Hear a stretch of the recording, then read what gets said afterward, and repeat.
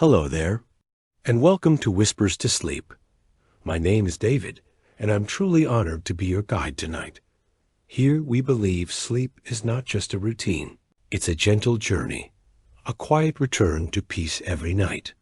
I craft stories with care, so your mind can rest and your body can soften all you need to do. Let go, take a slow deep breath in, and as you breathe out, allow the day to melt away. Close your eyes. Get cozy under the covers and let my voice lead you into calm, into comfort, into dreams. This is your time. Your memento. Truly relax. Let's begin. The air stirs gently above your cheek, like breath from an old world. You open your eyes to the color of ash and slate. The sky above you is pale, not yet morning, but already full of presence. There are no hums of engines, no electric wires cutting across the horizon. Just clouds moving slow and wide like ships in a forgotten sea. You shift, and the ground beneath you responds with a crunch. Frozen grass, brittle dirt, small stones pressed into your back.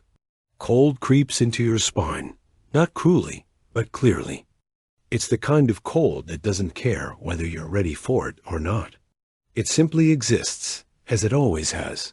You sit up. Around you stretches a narrow forest clearing, quiet but alert. The trees wear no paint of modern life. Their trunks are twisted and knotted, rough with age, the kind that never met an axe. Far off, a faint curl of smoke lifts into the air, too thin to be from anything mechanical. It smells like pine and burned bread. You notice your feet first. Bare, dirty, raw. There are no shoes on you now, only the echo of where they once were. Your toes curl into the morning earth, and already your mind is cataloging. Surface temperature, terrain texture, mobility risk. Your body, even confused, still chooses survival. The clothing you wear isn't yours, or maybe it is, just not anymore. A wool tunic, itchy at the shoulders. Rough cloth around your waist. Your hands move over the fabric like archaeologists. No tags, no stitching from any factory. Everything is hand-hewn, uneven, woven with care or haste. It's hard to say. You breathe in again. The air is sharper here, cleaner, but not gentler. You smell wet bark, animal fur, firewood, and iron. It's as if every scent carries its own history, unfiltered by glass or chemical. Even the silence feels thicker, like it could hold a conversation. Your heartbeat slows as you realize this isn't a place you visited. This is a time. And not your own. In the distance. There's a faint bleating of sheep, a rooster's call, and the low murmur of waking life. Human voices, unamplified by devices, echo gently through the trees. Someone is stirring porridge in a clay pot. Someone else is hammering a nail, if nails even exist here. You stand, unsure of the rules your muscles remember. Gravity hasn't changed, but something else has. The ground feels heavier, not just physically, emotionally. The earth here has weight, not the weight of asphalt or concrete, but of memory and blood. A cart rumbles nearby, pulled by something hoofed. You stay hidden, unsure who you are to them. A wanderer, a ghost, a threat. Your breath turns visible as you exhale. A reminder. Your body still functions. Your lungs still draw in oxygen, though the air holds none of the carbon haze you once ignored. Here, carbon comes from firewood. You walk carefully to the edge of the trees, each step a lesson in patience. The rocks jab at your heels. The grass is damp and hungry. Even walking is different now. With no soles to shield you, you feel the contours of the world. Your feet begin to relearn. The arch adapts. The toes spread. This isn't regression. It's reacquaintance. Evolution doesn't forget. It only sleeps. Beyond the clearing lies a path of hardened earth, carved not by machines, but by repetition. Thousands of feet have walked this same trail before you, wearing it into the shape of movement. It does not invite you, but it doesn't resist you either. You follow it. Soon, a structure appears, low, thatched, breathing smoke from its rooftop. A house, if you could call it that. More like a shelter of timber and packed mud, braced against wind and time. No glass, no concrete. Just wood, will, and insulation made from sheep's wool and moss. You hesitate at the edge. Someone passes by. A boy carrying a bucket of water, sloshing from a wooden well. His tunic is coarse. His feet, like yours, are bare. He doesn't look at you as he walks. Perhaps you're not out of place. Or perhaps, in his world, strangeness isn't rare. A horse whinnies nearby. You turn. There, across the muddy road, is a blacksmith. Hammer in hand, sweat on brow, shaping metal like clay. Sparks dance around him like fireflies. The noise is rhythmic, primal. The tools are simple, yet every strike carries intelligence. Metal meets stone. Effort becomes heat. Creation lives in repetition. You realize something then. This world is not crude. It's concentrated. It has to be. Every gesture matters. Every object serves. There are no wasted luxuries, no idle inventions. Even the wind knows where it's going. Your modern mind begins to quiet. Here, there is no Wi-Fi, no caffeine. Number. Scrolling. But there is rhythm. The body, deprived of noise, begins to listen. To hunger. To movement. To the pace of dawn. And somewhere, deep inside you, an old part of yourself, the ancient part, stirs. You are not just a visitor here. You are a descendant. This time may be distant, but it is not unfamiliar. Your bones remember. You step closer to the house. You hear laughter now, the creaking of chairs, the scraping of spoons against bowls. Families gathered without screens. Conversation carried not by signals, but by breath. There is no surveillance here. Only presence, but there is also risk.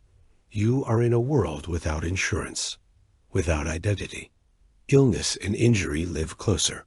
Death is a more familiar neighbor, and yet there is also a kind of clarity, a sharpness in the edges.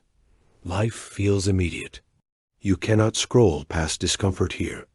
You must sit with it, adapt to it, and learn from it.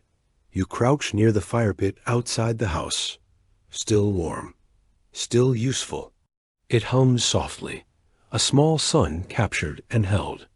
Your hands reach toward the heat. It welcomes you, unknowing of who. You are what century you left behind. And there, in the warmth, your body softens. The cold that woke you begins to fade. Your muscles unclench. The fear becomes curiosity. You're not safe. Not yet. But you are awake. And something in this strange, beautiful, brutal world has begun to recognize you. A raven cries above the trees, one sharp note slicing the sky. Look up and wonder, not what this world holds, but what your body will become in it. You feel your breath, steady but different. Not weaker, not stronger, just older. Your body is speaking to this land now. But how long can it keep? You safe in a time before comfort? Your breath forms a cloud in the morning air, soft and fleeting. You're cold again. Not the kind of cold you solve with a thermostat. This cold is woven into the wind, stitched into the seams of every hour.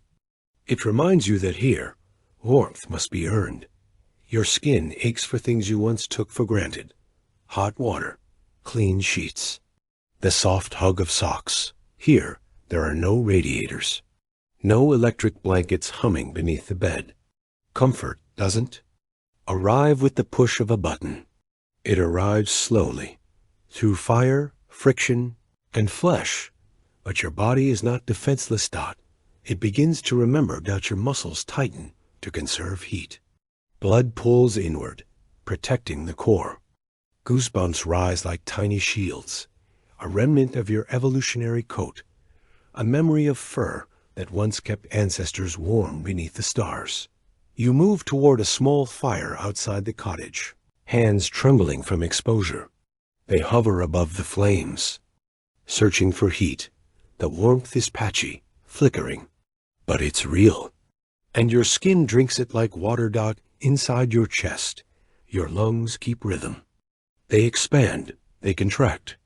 This world may be different, but oxygen still enters the same way. Carbon dioxide still leaves. The exchange is ancient, invisible, but faithful. Still, a whisper of vulnerability moves through you. The air here isn't sterilized. It carries life, spores, bacteria, hints of manure and ash. Each breath carries invisible passengers. In your time, there were filters, sprays, sealed systems. But here, the body is on its own. And yet, it adapts. Your immune system, quiet and vigilant, begins its silent work. White blood cells move like scouts, analyzing, neutralizing, learning. Memory cells prepare for battle they've never fought before. It is not an army of steel, but of cells. And every one of them knows how to survive. Your body is building a map of this new microbial landscape. And with each breath, it becomes less foreign. You crouch by a stream later that morning, cupping water in your hands. It looks clear, beautiful, even, but something in you hesitates. You remember what clean is, not just what looks clean. And here, what looks harmless might hold centuries of unseen risk. Your gut, unprepared for the bacteria of this place, tightens with the thought. In your time, chlorination protected you. Filtration, boiling. Here, boiling is still a theory past. Between fires, knowledge is local. Wisdom, earned through loss. Still, your mouth is dry. You weigh thirst against uncertainty. And then, fire. You boil the water. Watch the steam rise. It's not perfect, but it's safer. This too is what survival looks like. Patience over panic. As the day unfolds, your movements feel heavier. Not because you are weaker, but because everything here asks more of you. Even standing demands balance on uneven earth. Even walking asks you to notice what's beneath your feet. Your body, shaped by sidewalks and slippers, is slowly learning again. Calluses begin to form, nature's boots. Muscles respond to terrain that changes with every step. Your knees adapt to squatting, not sitting. Your back remembers how to lift without a chair to lean on. Here, the body is a tool, not something to pose or pamper, but something to use. And slowly, its edges sharpen. The food you eat is simple: coarse bread, roots, and lentils, boiled until soft. It's not clean in the way you knew clean, but it's alive in a different way, full of soil, sun, and survival. Your digestive system adjusts. It learns to draw nutrients where it can. Fiber keeps things moving. Bacteria in your gut shift roles, forming new alliances. You are not just in this world. You are of it now. Later, the wind picks up. A storm is near. Rain here is not a soft tapping on windows. It's an open baptism, sky meeting skin without. Interruption. There is no umbrella. Just a hood if you're lucky. You run, not out of panic, but necessity. The rain soaks you. Your clothes cling, but your skin learns.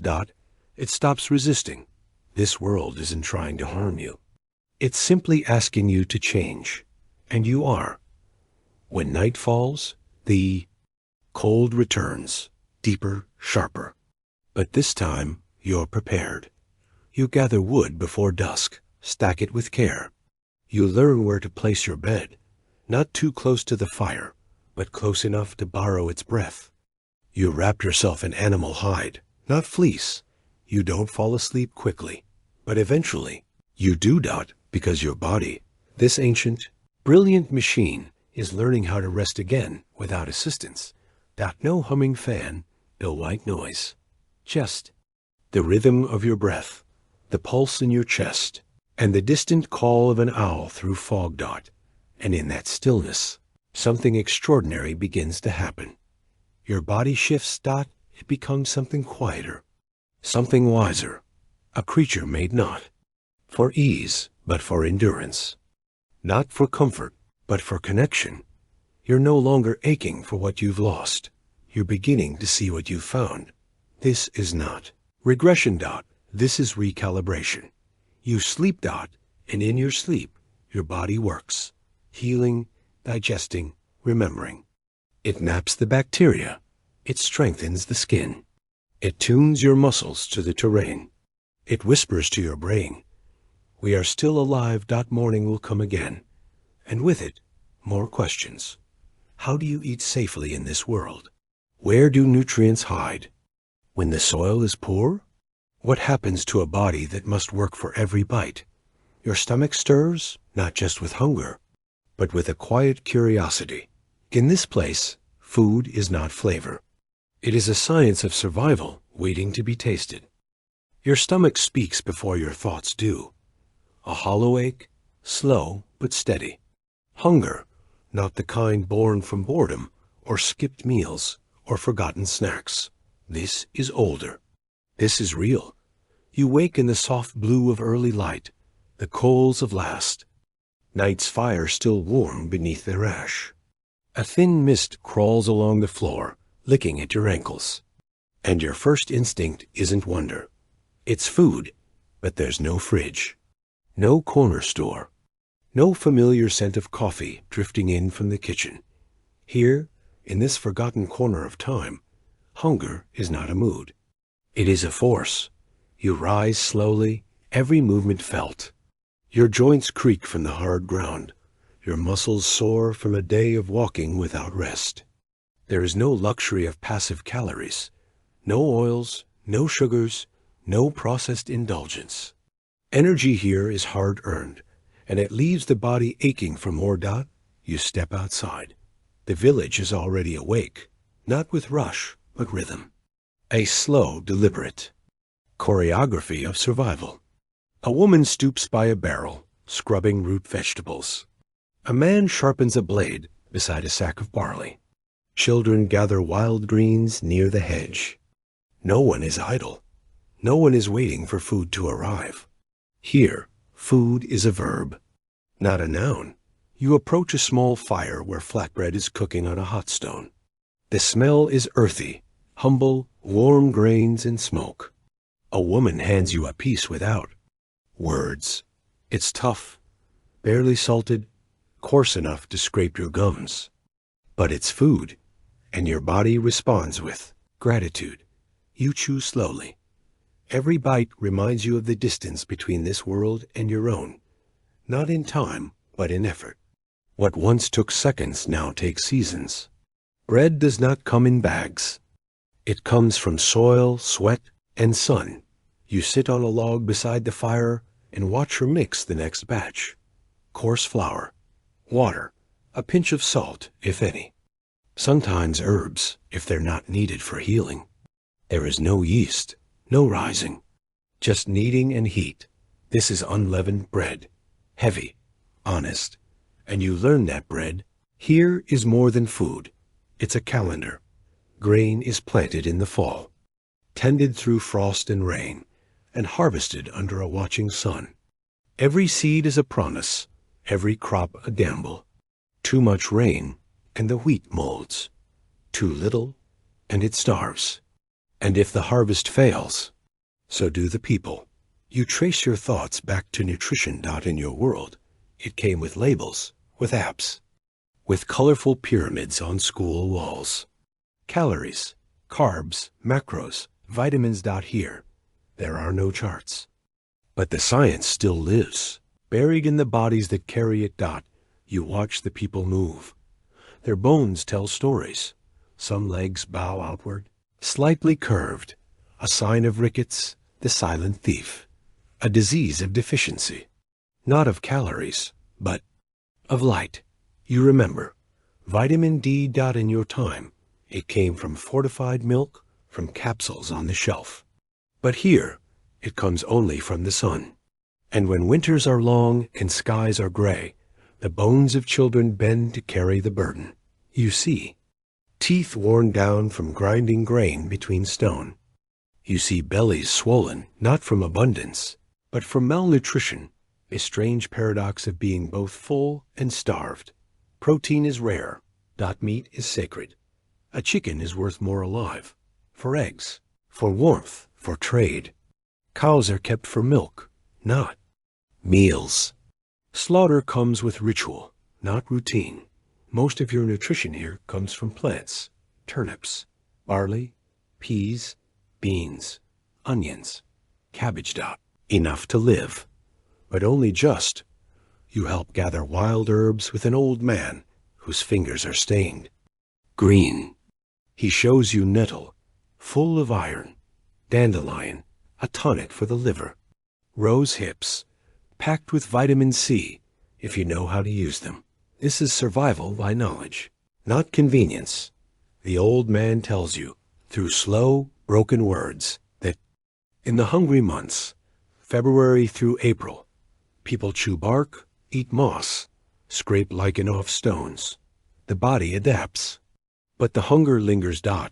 And suddenly, you understand that hunger is not an absence.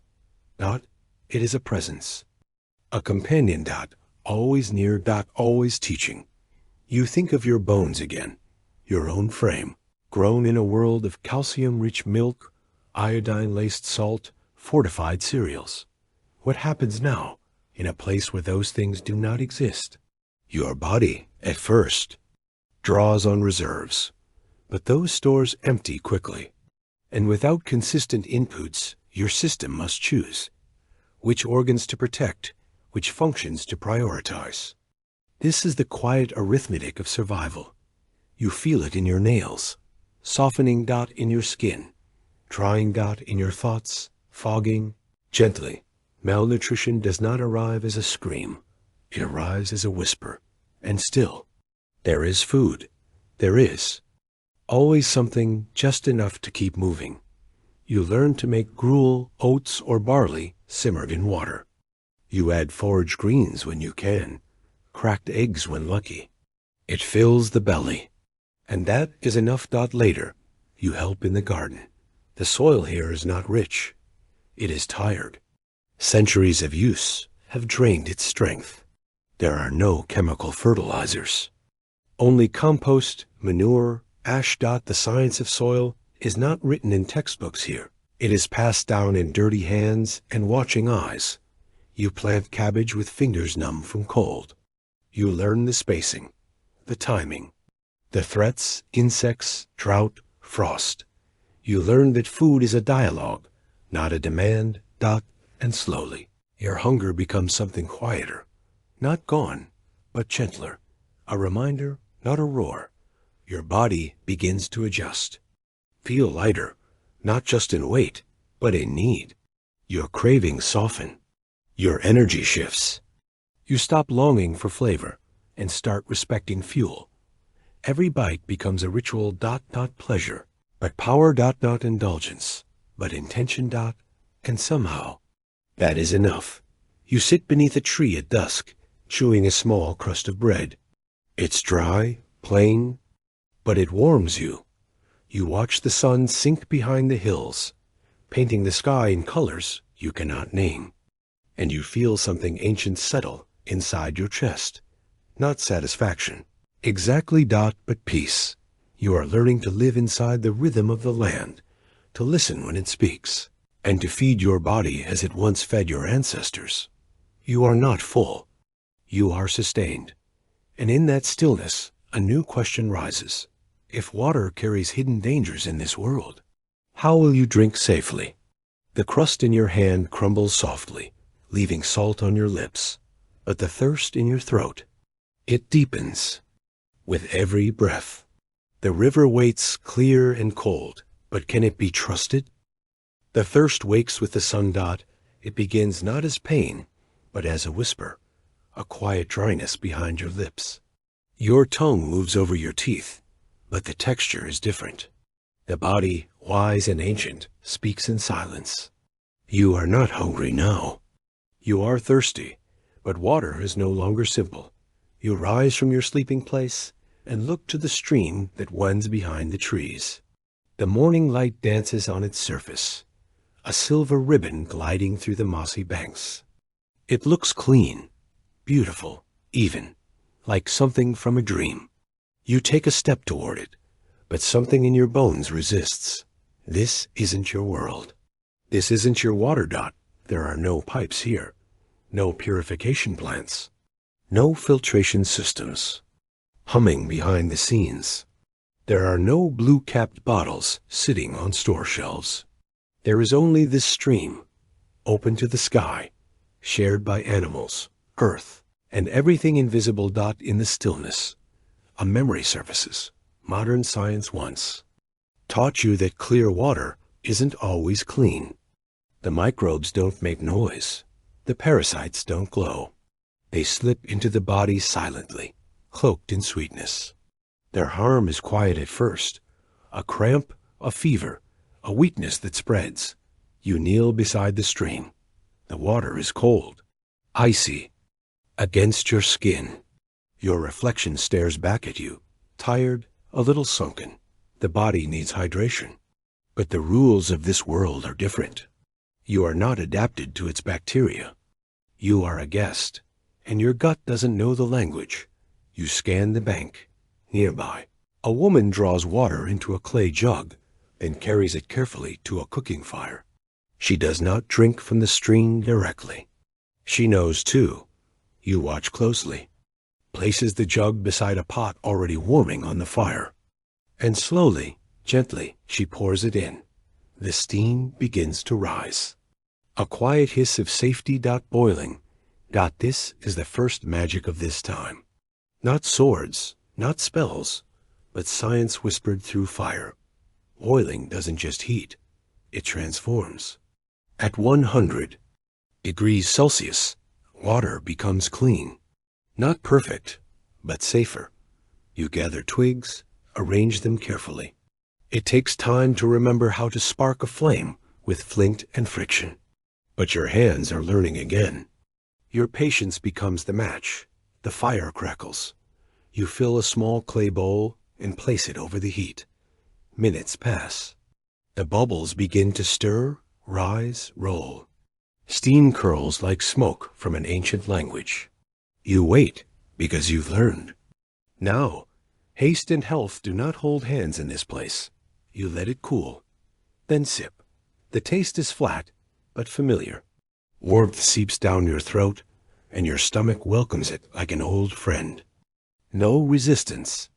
No alarm just relief. Your cells begin to wake again. The brain, sensitive to hydration, feels sharper. Muscles soften. Your breath eases, and now, for the first time today, you feel safe inside your body.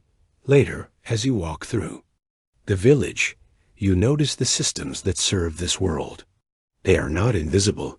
They are everywhere. Wooden buckets, wells, rainwater collection barrels, cloth strained over pots to catch debris. People think with their hands, and science. Lives in repetition. But danger still lingers. You hear a mother scold a child for scooping water with dirty hands. You see a sick man lying beneath a wool blanket, sweat on his brow, a cup of untreated water at his side. Dysentery, typhoid, cholera. In your time, these were names in textbooks. Here, they are daily visitors, the immune systems of those around. You are different, shaped by generations of exposure.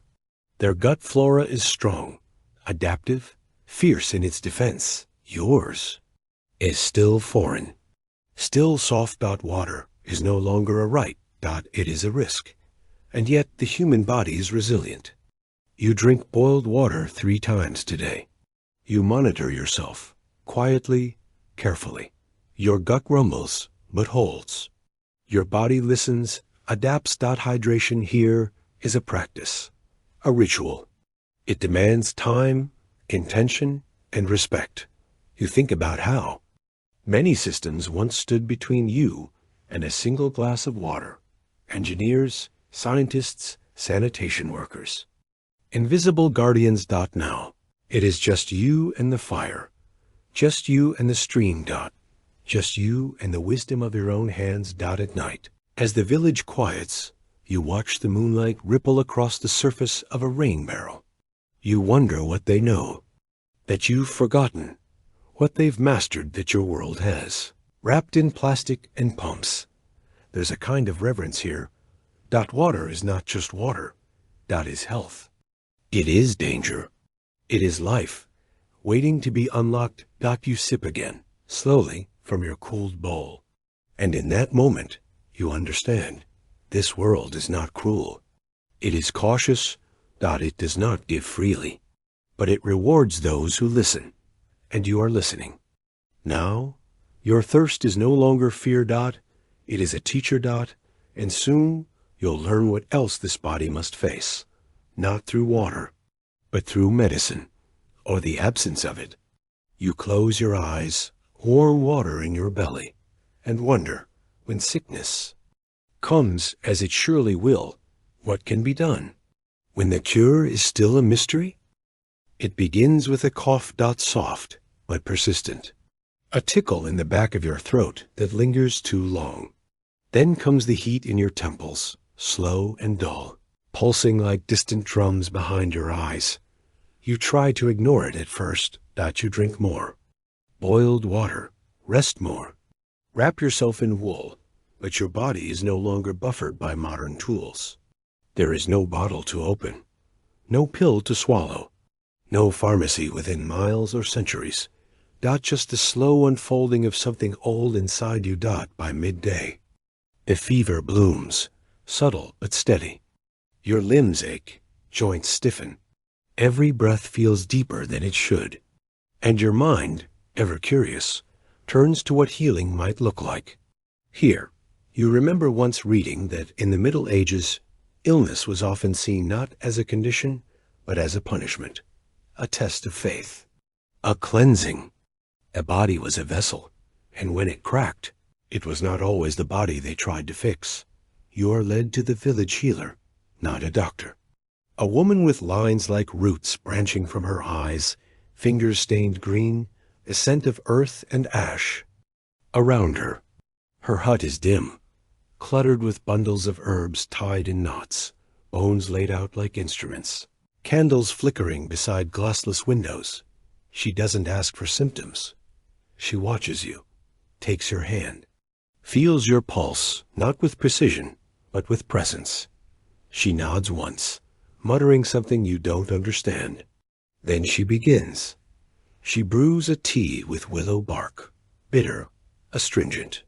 You sip, and something in your mouth remembers aspirin, though it is not the same. Willow contains salicin, a compound the body can turn into relief. Slowly, gently, she wraps your chest in linen soaked in thyme and honey. She burns sage and presses herbs under your tongue. You do not ask questions. You are too tired now to resist. But somewhere within you, curiosity still lives. What did medicine mean before microscopes? Before bacteria had names? Before infections were explained in textbooks and not in parables? Here, healing is both art and instinct. They bleed people. Still, sometimes, you've seen the knives, the cups. They believe in balancing humors, 4 invisible fluids said to shape the soul and sickness alike: blood, phlegm, black bile, and yellow bile. If one dominates, the body falls into disharmony. The healer doesn't bleed you. She tells you your fire is too strong, too much heat inside. She cools it with herbs, mints, cold cloths, prayers whispered while she works. You lie still, eyes on the ceiling beams, listening to the wind outside, and you think of medicine as you knew it, precise, sterilized, coded into systems. You remember the names of drugs that ended in syllables like psyllin and profen. You remember how quickly you once returned to yourself with the help of a capsule. Here, the return is slower, but not absent. The body knows how to heal. Sometimes it just needs help. Sometimes it needs time. By the second morning, the fever lowers. Your cough softens. You feel the air again, not as burden, but as breath. You sit upright beneath the wool blanket, dizzy but grateful. The healer smiles without words. She knew, or guessed, or prayed. It doesn't matter now. What matters is that you're still here. You step outside into the pale light of a new day. The sun feels stronger. The world tilts slightly less, and you begin to wonder, where, exactly, does healing begin? Is it in the chemical reactions, or in the belief that healing is possible? Placebos, in your world, prove that faith has power. The brain, when convinced, can summon armies. It can open pathways. It can release its own pharmacy, endorphins, dopamine, natural opioids. The placebo effect is not weakness. It is biology bending toward hope. Here, that principle lives in every poultice. You pass a man with a bandaged arm. It's been wrapped with garlic and honey, nature's antimicrobials. Not perfectly understood in this time, but observed, known through trial. Garlic kills bacteria. Honey seals wounds and starves infection. You see children chewing yarrow leaves for toothaches. Women boiling elderberry for colds. Each act a whisper of science, cloaked in story. You recall something deeper. Antibiotics, as you knew them, only. Emerged less than a century ago. Penicillin, discovered by accident. Mold on a dish. A global revolution, born from a spore. Before that, this exact world of instinct and herbalism and trial by suffering. And yet, somehow they survived. Not all. Not always, but enough to keep the knowledge moving. Enough to raise children. Enough to bury the dead with hands that still believed in tomorrow. You return to your sleeping place that evening, fire low, body calmer. Your breath is steady. Joints quieter. And as you lie down, you touch your own chest. Just above the heart. It still beats. Slow, certain. You think about the invisible war your body fought. About the silent coordination of immune cells. T cells recognizing. B cells remembering. Macrophages devouring invaders with no ceremony. No fanfare. It is a miracle. And it is science. And it is both. In this world, medicine is not always accurate. But it is present. It is alive in every root, every gesture, every whispered blessing. And now, so are you. But one question lingers, carried by the fading ache in your bones. What happens when time itself becomes uncertain, when hours and days stretch without the tick of a clock? How do you measure healing when time has no hands? You rest in the flicker of firelight. No alarms, no reminders, no ticking.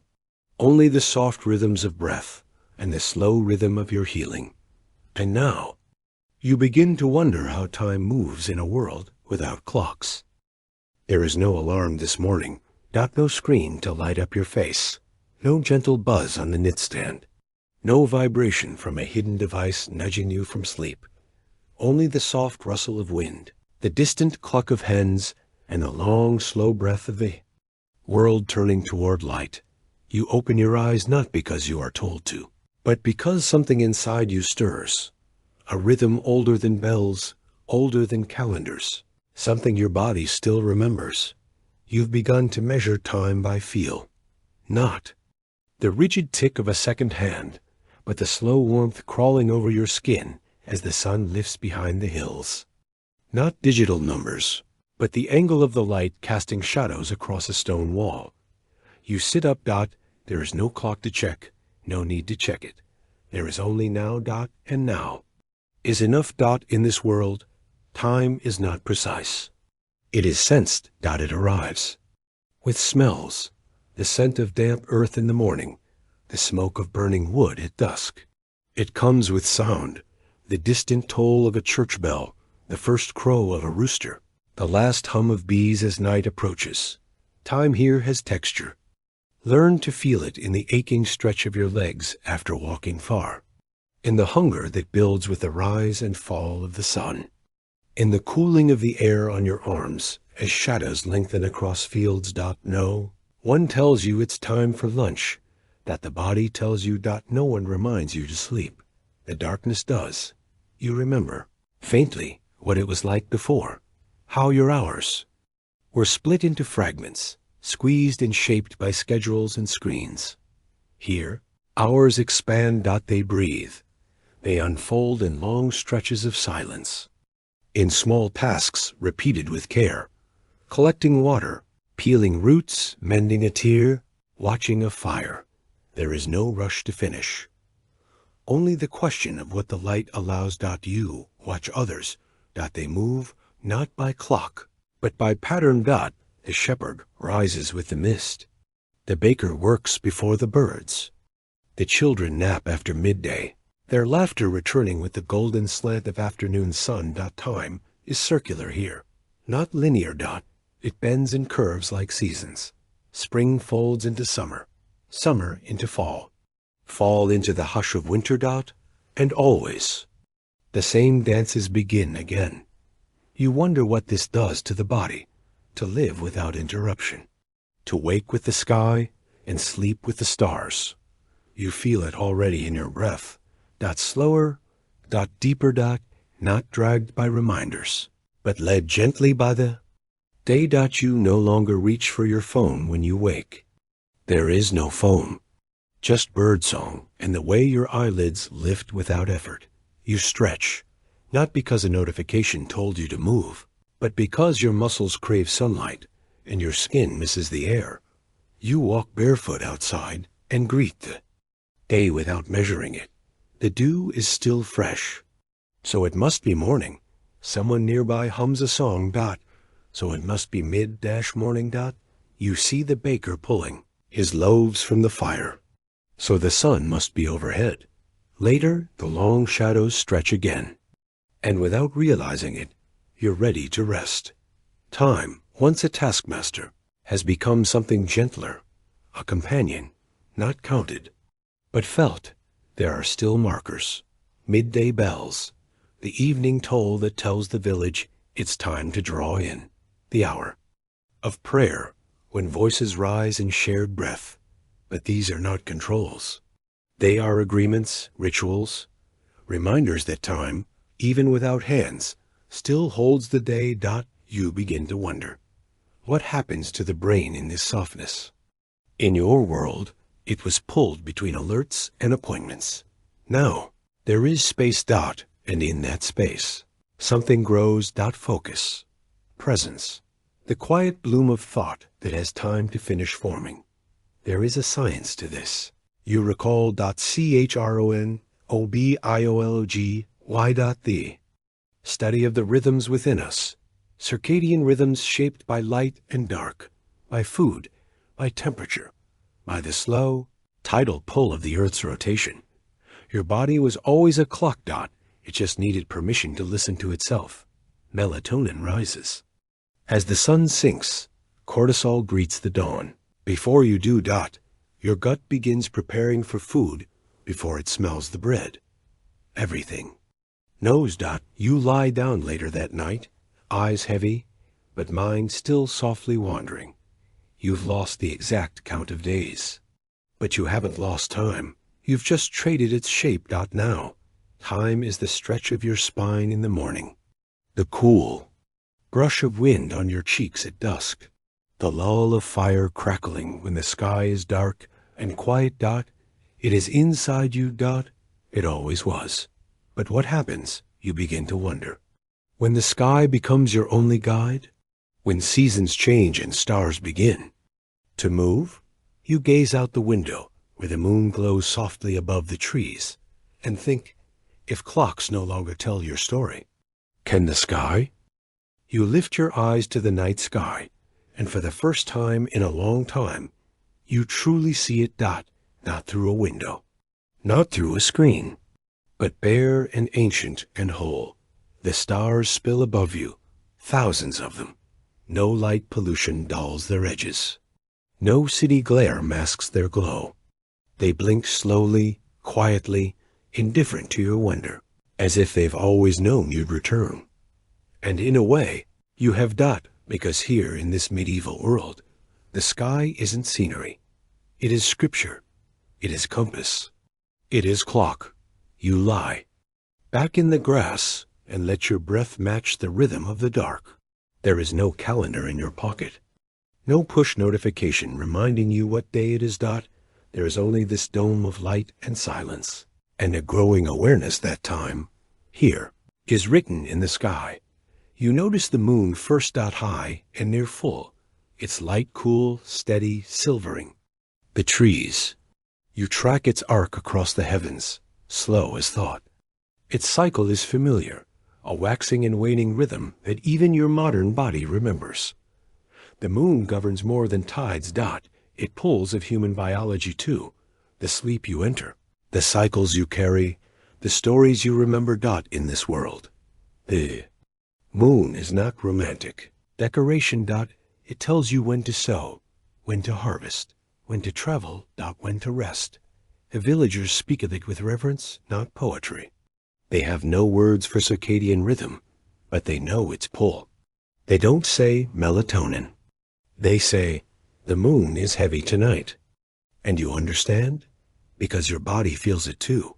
The moon becomes your nightlight, reliable, unswitched, UNOWNED. You learn to follow it dot, and in doing so, you begin to understand the first astronomers dot.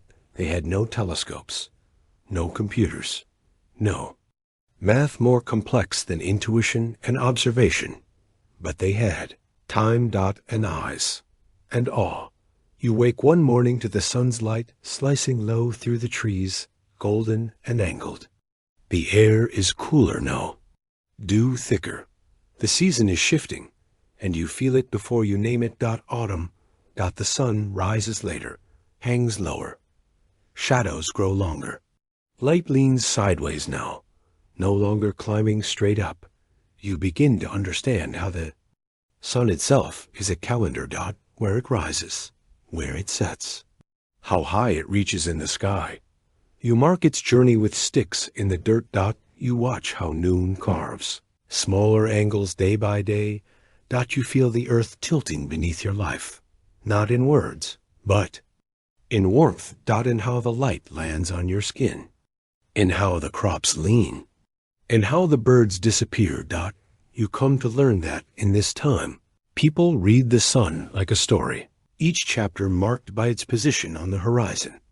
The summer solstice brings its longest day, a time of celebration, of bounty, of warmth dot. The winter solstice, its shortest, a time of stillness, of hope held tight like breath, and in between, the equinoxes, moments of balance, when light and dark hold equal sway. You feel these shifts in your body. Longer. Nights make your eyes close sooner. Colder mornings draw you inward. You are not resisting the seasons. You are joining them. And above all of this, above the moon and sun, are the stars. Their positions shift, slow and certain. Constellations rise and fall with the months, each one a marker. Orion returns in winter. Like a guardian, the Pleiades cluster glitters in fall, a promise of darker days dot. In summer, Scorpius curls across the sky, its tail brushing the southern edge. These patterns are not decoration. They are memory. They are direction. They are story. You listen to the elders speak of planting under Aldebaran's eye, of setting traps when the North Star grows sharp in the sky, of knowing when to store grain by watching the shape of the Big Dipper at dusk. This is astronomy before numbers, navigation before maps. The brain does not need digital assistance to orient itself. Dot only needs stillness dot and repetition and time. You realize now that the sky has always held the answers, not in blinking pixels, but in quiet return dot. You begin to count the days by moonlight. You mark the passage of time in shadows. You predict weather by the halo around the moon, by the color of the sunset, by the scent of damp wood. Before a storm, your body becomes a calendar. Your skin, a sensor. Your breath, a barometer. You no longer ask, "What time is it?" You ask, "Where's the sun?" And that is enough. The sky gives, if you know how to read it. It holds direction. Yes, but also rhythm. It teaches that everything is in motion, not fast, not frantic, but turning always. The earth spins beneath your feet. The moon dances around it. The stars drift over lifetimes. And you, small and quiet beneath it all, begin to trust that time doesn't need to be tracked. Only felt. As night falls again, you stand at the edge of a clearing. The sky stretches endless above you, cool and humming, and you wonder, not where you are, but what sounds live inside this silence. What calls echo through the darkness? When danger is announced by sound, not by siren, you close your eyes beneath the stars, but something distant howls, not from the sky, but the forest. You listen closely, because in this world, the next warning doesn't come with a notification. It comes with a sound. The night is not silent. You hear it now, in ways you never noticed before. A crack of twigs far off to the left, the flap of wings overhead, the soft rustling of leaves as something small or large moves beneath them. In your time, you slept. Behind walls, thick ones, with insulation, double panes, locked doors, and the hum of distant traffic to blur it all. But here the dark speaks, and you must learn to listen. You sit just outside the cottage, the fire low, your breath curling, in the cool air. Around you, the night deepens, not in color, but in sound. It thickens. Each creak of the trees, each shifting of branches, each distant, echoing bark, they mean something. You realize that here there are no alarms, no flashing lights, no red buttons to press when danger comes near. There are only ears and instincts, and the quiet, patient knowledge of what lives beyond the edge of vision. A fox screams in the hills, a sharp, haunting cry that raises the hairs along your neck, not because it's coming closer, but because your body remembers somewhere deep in the soft tissues of your brain that certain sounds once meant survival. Sound is not just noise. It is information. And your nervous system is listening. Always listening. Twig snaps again, this time closer. You pause, your breath holding. Your eyes scan the dark, but they offer nothing. So you close them and listen. Sound arrives faster than light. It doesn't wait for sunrise. In this world, danger is not always seen. It is heard. A galloping horse tells of haste. A church bell at midnight signals fire. Dogs barking in sequence means something is moving across the village edge. You're learning. The language of survival. It's not written in words. It's coded in rhythm and pitch. You begin to track the world with your ears. The whir of wind through bare branches. The change in tone when a door swings open nearby. The quiet click of footsteps in mud versus those in dry straw. Each tells a different story. Each deserves attention. This, too, is science. Auditory processing.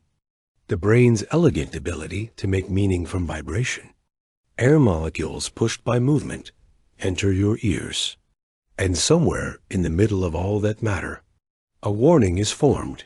Your auditory cortex works tirelessly, not just to hear, but to decide. What's a threat? What's background? What deserves your stillness? Back in your time, much of this was dulled, softened by walls, drowned in digital soundscapes, tuned out as noise. But now, every whisper matters. You remember reading once about the cocktail party effect, the way your brain can isolate one voice in a crowded room. That same filtering now works in the forest. You pick out movement in the leaves, while ignoring The chirp of frogs by the stream. Your brain is prioritizing. Learning. Sharpening. This is the awakening of ancient senses. And with it comes caution. You move more quietly now. Softer footfalls. Mindful placement of heel to toe. Not to sneak, but to listen for what listens back. In daylight, the rules shift but do not disappear. You hear the tones of tools before you see the work. A hammer striking iron, telling you the blacksmith is near. The clatter of pots means a meal is starting. The silence in the distance. It often means the opposite. A predator, a threat, or a moment of collective breath held tight. Sound patterns guide you more than any sign. The woods, too, offer their own warnings. Birds fall suddenly quiet when a hawk passes. The breeze changes pitch when a storm approaches. Even the insects differently just before rain. Your ears, once ornamental, have become your compass. And slowly, they tune your body to the world's quiet rules. You realize that in this time, listening isn't passive. It is survival. It is science. It is strategy. You begin to hear your own body, too. The subtle groan of joints as you move. The churn of your stomach before hunger fully arrives. The tiny whistle in your breath when you forget to slow it down. Everything you realize is speaking. And the more you listen, the more you understand. One evening, a dog growls low beside you. Not barking, just a soft rumble from its chest. It stares into the trees, unmoving. You don't see what it sees, but you no longer need to. You've learned that sound often arrives before vision. That feeling often precedes certainty. That knowledge here is built in layers. Instinct, observation, reaction. Later, when the dog calms, you still listen for what remains. And even in the quiet, the echoes stay. The breath of the forest, the creak of the beams above your bed, the whisper of your own exhale beneath wool. These are your lullabies now. And in them, you feel safe. But as you drift to sleep, one thought lingers like a shadow. At the edge of the firelight, what happens when sleep itself becomes unfamiliar? When rest is interrupted? Not by danger, but by the shape of night? You pull the blanket over your shoulders, ears still half awake, and wonder, in a world that never truly goes quiet, how does the body learn to sleep? You lie down beneath a sky that is not entirely dark. The fire has faded to its final glow, embers breathing gently beneath the ash. Around you, the cottage holds its breath, wooden beams groaning, straw shifting under your body, animals stirring. In distant corners, there is no mattress here, only a layer of hay, a coarse wool blanket, and the warmth your body can keep. The night air slips through the cracks in the wall, brushing your cheeks, reminding you that you are exposed. Not in danger, perhaps, but never fully hidden. Sleep is not guaranteed. It is earned. There are no blackout curtains, no soundproof walls, no hum of machines to smooth your descent into rest. Here, the night is full of sound. You listen, not because you choose to, but because you must. The wind drags its fingers across the roof. A dog barks somewhere far away. A baby whimpers in a nearby cottage, and a mother hums back softly. The song old, wordless, barely more than breath. The world here doesn't sleep like yours. Once did. It sleeps in pieces. In fragments. In short, shallow tides. Your body resists this.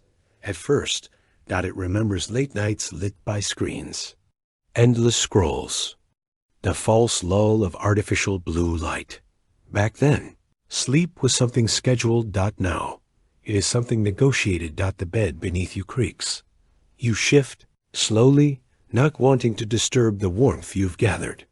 The blanket has trapped just enough heat to quiet your skin, but cold still curls at your toes. You try to sleep, but sleep doesn't arrive all at once. It comes in whispers. In Edges in waves that roll in and out. This too is a kind of science. Your brain begins its descent, not into unconsciousness, but into rhythm. Alpha waves first, gently smoothing your thoughts, and theta pulling you into dreams' shallow waters. Delta, if you're lucky, will come later, deep and slow, where the body repairs itself in silence. But silence is rare here. A church. L rings in the distance, marking some holy hour. You don't know which one. You don't need to. You're reminded that even sleep is punctuated by devotion. Not to time, but to rhythm. You drift again. And in that drifting, your body begins to remember something older. Polyphasic sleep. You read about it once. How humans used to sleep in 2 shifts, not 1. A first sleep after dusk. A waking hour in the middle of the night. For thought, for prayer, for writing.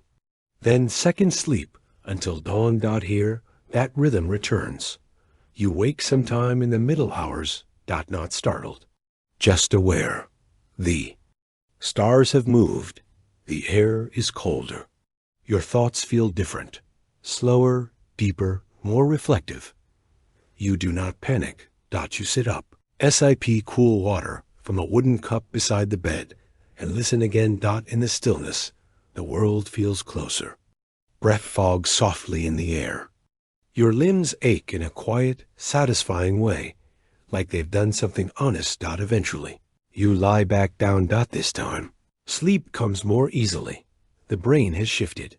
Melatonin pulses steadily now, no longer suppressed by artificial light. Your pineal gland, that tiny guardian of circadian rhythm, has found its purpose again. You fall deeper this time.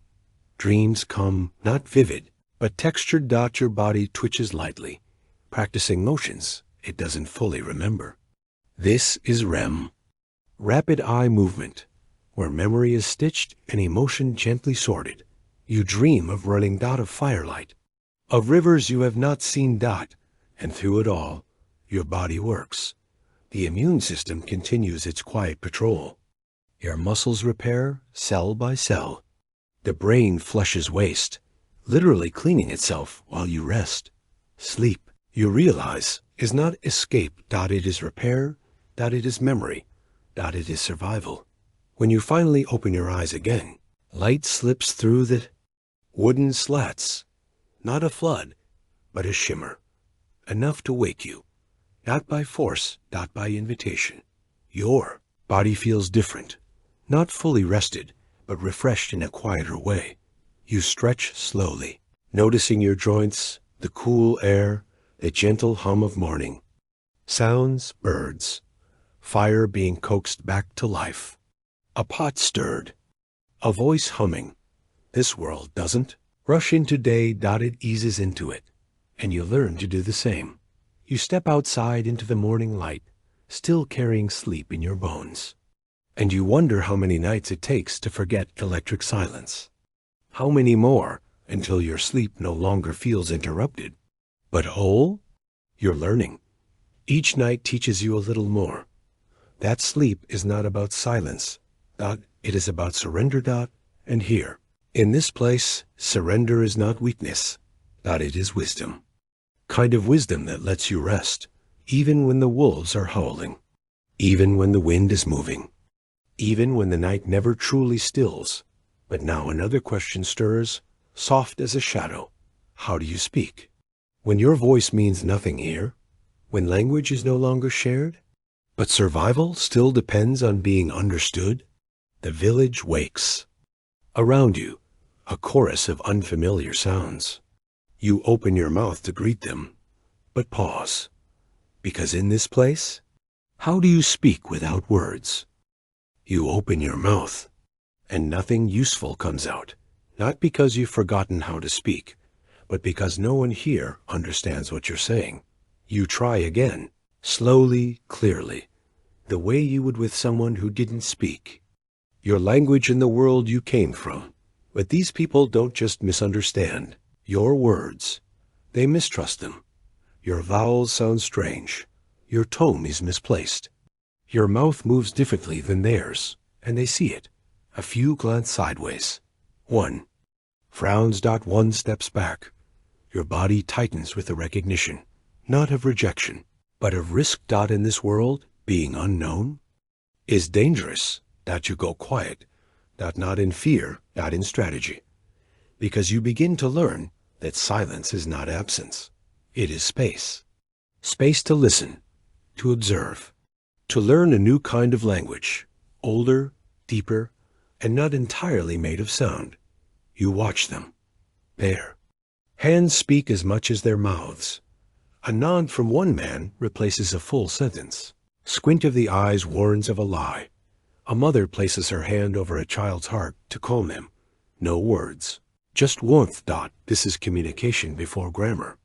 Science of gestures, of posture, of breath, and your brain, beautifully adaptable, begins to translate. Mirror neurons fire. You start to imitate the slope of shoulders, the tilt of heads, the subtle pause before offering or asking. Your body becomes your vocabulary. You carry water with the villagers. You mimic the grunt of effort, the small breath of thanks.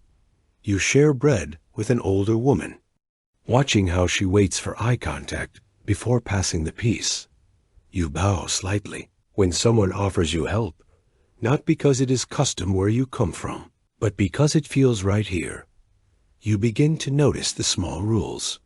A hand raised at the wrong moment can signal aggression. A glance held too long can feel like a challenge. Laughter, if mistimed, can turn dangerous. But kindness is universal. And curiosity, when quiet and humble, is welcome. One child brings you a wooden carving, a bird, rough but detailed. You smile. You place your hand on your chest, then point to the carving. He understands. He smiles back. No words. But meaning, shared. Later. You sit with a group weaving baskets. They speak among themselves. A flowing river of syllables and stories you can't yet follow, but you listen to their tone. When it softens, they're sharing something personal. When it sharpens, someone's made a mistake. When it hushes, something sacred is being remembered. This is prosody, the rise and fall of vocal music that carries meaning beyond words. Your brain tunes in. You nod in the right places. You hum in agreement. You laugh when the others do. Not to pretend, but to participate. You become a part of the pattern. You remember now that language is not only verbal. It's also behavioral. Social scientists once called it paralanguage. The rhythm, the pitch, the volume, the hesitation. Animals use it. Infants rely on it before speech. And here, so do you, because speech is slow to learn. But meaning can be felt instantly. You begin to speak only when necessary. Simple words, names, pointing, showing. When people don't flinch, you know it worked. When they smile, you remember the sound you used. When they frown, you edit. You become a student of survival. And the longer you go without speaking your own language, the more you hear in theirs. You start to pick out patterns. A word that always follows laughter. A phrase used at sunrise. A name repeated whenever someone coughs. Your brain, even at rest, begins to sort sounds into categories, like it once did when you were small. You are not just surviving. You are becoming fluent in the unspoken. Later, a stranger approaches from outside the village. Their clothes are different. Their face unfamiliar. You watch how the villagers respond, not with words, but with distance. Their steps slow. Hands pull children back. A silence wraps around the group like a shield. No one shouts, but the message is clear, and you understand. This, too, is language. A boundary marked by breath and posture. You feel the weight of it, how communication can protect or provoke, include or exclude, and you wonder, what did early humans rely on when tongues were still forming? They watched, they listened. They moved as one. Cooperation began not with shared speech, but with shared attention. And now you live that truth. Again, you spend your days without speaking much, and yet you say everything you need to. You thank, you request, you comfort, you even joke with a well-timed glance, a raised brow. A shared smirk over burnt food. Connection lives in the quiet, and as the sun begins to set on another day, you sit near the fire with others. No conversation, just the rhythm of flames and the occasional cough or sigh. It is enough. You are known, not fully, but enough still. One question floats gently to the surface, like smoke curling into night, when all you have are your memories. How do you remember where you've been when there are no signs to guide you back? You close your eyes, holding silence like a shelter, and wonder when language is lost and direction uncertain. Can memory become your map? You step into the woods at dawn, and for a moment you hesitate. There are no signs, no painted trail markers, no path etched in pixels, no glowing blue dot to tell you where you are. Only earth and instinct, and the quiet unfolding of direction. As something felt, not told, you walk slowly, your breath still soft from sleep, and begin to realize, in this world, your brain is the only compass you own. There is no GPS here, no satellite tracking, no device whispering, turn left in 50 meters. The only voice that speaks is memory. And it speaks quietly. Your feet press into wet leaves. Your eyes scan the way branches bend, how a patch of moss climbs one side of a stone. You think of nothing else, and yet your mind records everything. Not with effort, with awareness. Because deep within your brain, tucked into the temporal lobe, is a structure shaped like a seahorse, the hippocampus. And it is awake. This ancient organ, this quiet cartographer, has been building maps since long before you knew what a map was. Long before apps, before compasses, before ink. Now, without technology to lean on, you feel its wisdom rising. You begin to remember the curve of the river, the shape of a tree that splits at its trunk, the sound the wind makes when it moves eastward through pine. Each detail becomes an anchor. Each anchor, a marker, and slowly, a map begins to form. Not on paper, but in you. Cognitive scientists call it a cognitive map, an internal representation of space, stitched together from experience, updated with every step you take. You don't need a satellite. You need attention. And repetition. You take the same path twice. By the third time, the turns feel familiar. Your feet anticipate rocks before your eyes do. You stop counting steps. Instead, you feel your way.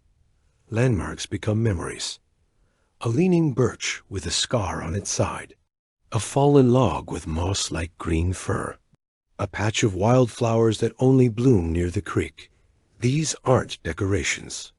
They are coordinates, and your brain, always adapting, builds its map layer by layer. You wonder how much of this you once outsourced. Back then, in your world, you relied on arrows on a screen.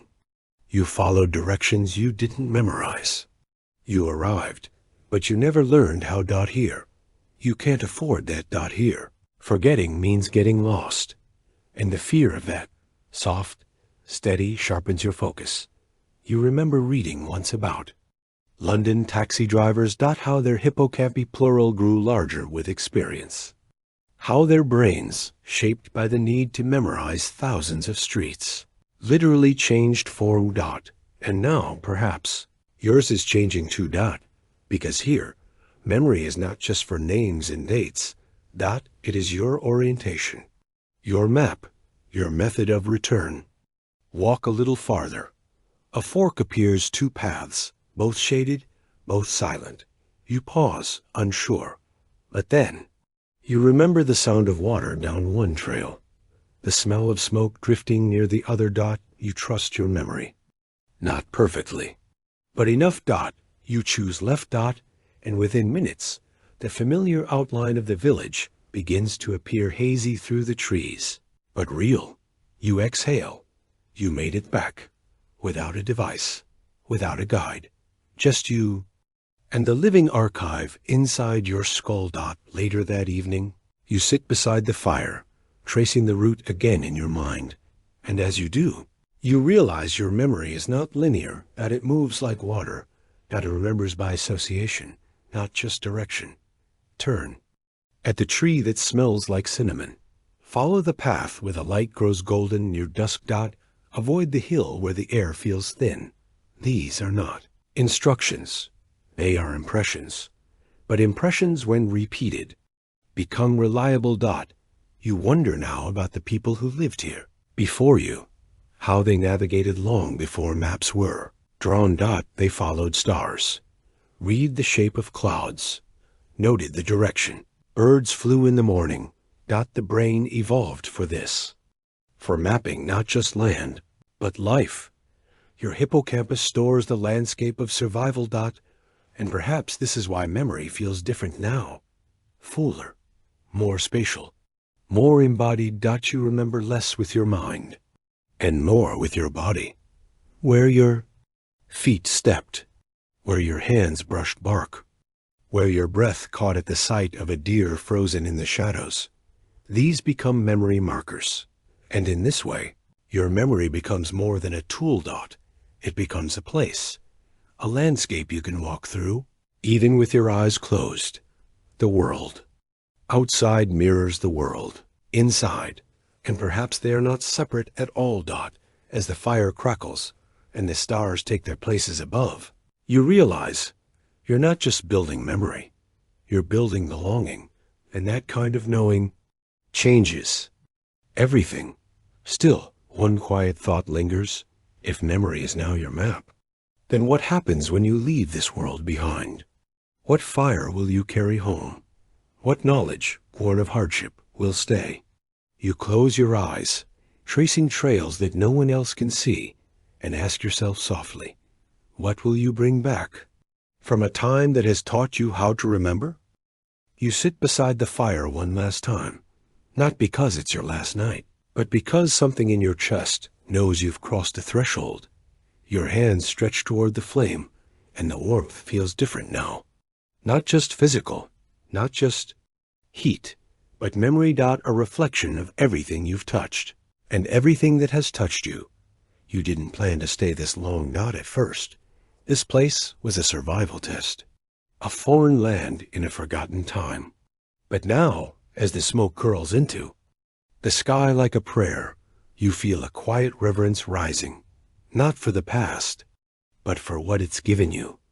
You watch the embers flicker orange and gold, rising, vanishing, and you begin to wonder, if you return to your world, what would you carry back? Not tools, not treasure, not even stories, perhaps, but something. Smaller dot and far more powerful dot knowledge.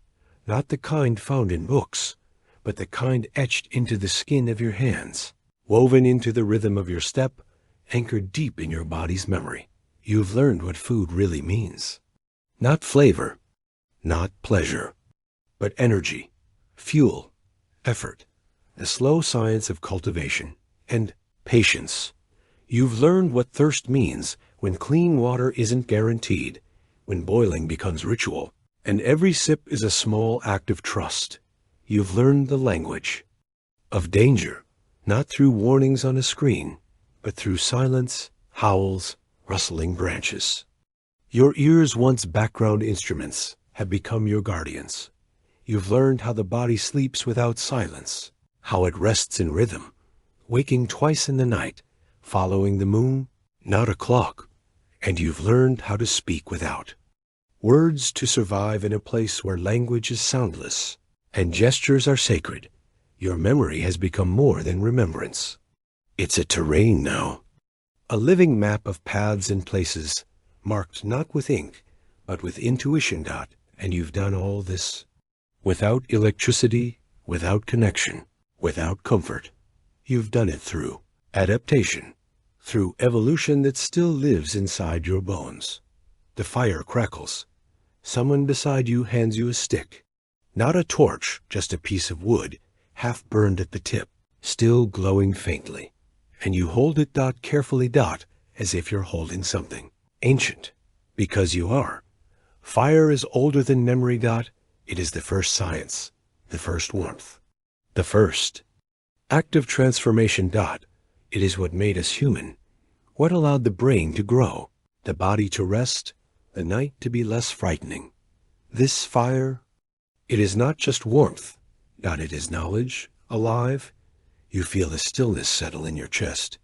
You didn't come here to find fire, but now you carry it, not just in your hands, but in your mind, because that's what this journey has been. Not a survival test, not a time machine, but a remembering, a return to the biology of being, to the systems that carried your ancestors and still carry you. You sit in silence, watching the flames flicker low, and your thoughts drift. You think of all the things you once believed were necessary. The rush, the noise, the lights, the schedules, the certainty. Now you know better. Now you know that life continues without rush, that the body remembers when to rise, that the sky still tells stories, that water still heals, that hunger can teach, and that sleep does not need silence, just surrender. You feel something shift in you, not dramatically, not suddenly, like embers under ash. A small light glows where before there was only forgetting. You may return, to your world, to your time, but something will be different, because you will be different. And when you walk city streets again, when the noise returns, when your pocket buzzes, when the lights never dim, a part of you will still be listening for birdsong at dawn. Part of you will still look to the stars for time, still feel the difference in wind direction, still notice the scent of rain on dry soil, still crave the quiet of firelight, because some knowledge, once remembered, cannot be unlearned, that it becomes part of your nervous system, part of your rhythm, part of your truth. You lean back and close your eyes. The fire fades to a soft glow. But inside you, something continues to burn, a kind of clarity, a kind of calm, a kind of ancient knowing that perhaps was never really lost, just buried under convenience. You think of the people here, how they live, how they move, how they speak without sound, how they learn by doing, and you understand something simple. This world did not ask for your strength. It asked for your attention, and once you gave it, you were never a visitor again. You became part of the rhythm, and that rhythm became part of you. You stand up now, the coals hissing softly behind you. You carry no bags, no souvenirs, but you carry something else, something weightless, and bright. The fire is no longer in your hands, it's in your posture, in your breath, in the way you pause before speaking, in the way you walk with more care. You walk slowly now, back into the woods, not to leave, but to remember one last thing, because before you go, there is one more question. If this fire lives within you now, where else can it lead? You step into the trees, your body quiet, your mind still glowing, and somewhere ahead, a future you haven't seen yet, is waiting to be lit. And now, as our story gently fades, I want to thank you from the bottom of my heart for spending this moment with me. Your presence here means the world, and your support helps me create even more peaceful journeys. Just for you. If this helped you rest, please consider liking, subscribing, or simply coming back tomorrow night. Until then, stay cozy, stay kind, and may your dreams tonight be soft, serene, and full of wonder. Good night, my friend. With warmth, David.